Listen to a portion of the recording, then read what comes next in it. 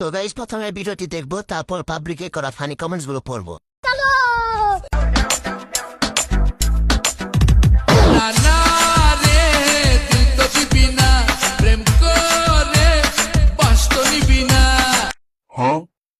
तो चलिए शुरू करते हैं। প্রথমে ভাবছি আরশ খান, পরে দেখি আরশ খানের ভাই ঢেঁড়স খান। তো গাইস তোমাদের করা ফানি কমেন্টস গুলো পড়বো, লেটস গো। মেয়ে হলে লাইক করো, ছেলে হলে সাবস্ক্রাইব করো, আর যারা অন্য কিছু তারা কিছুই করো না। হাতের নীলু কোমরে পোছা নীলু লোক নিধুয়াতে तो चलिए शुरू करते हैं। 40 হবে না 45 হবে, পরে যাওয়ার সম্ভাবনা আছে। 12 বাতারি হোক, তারপরেও একজন জীবন আসুন।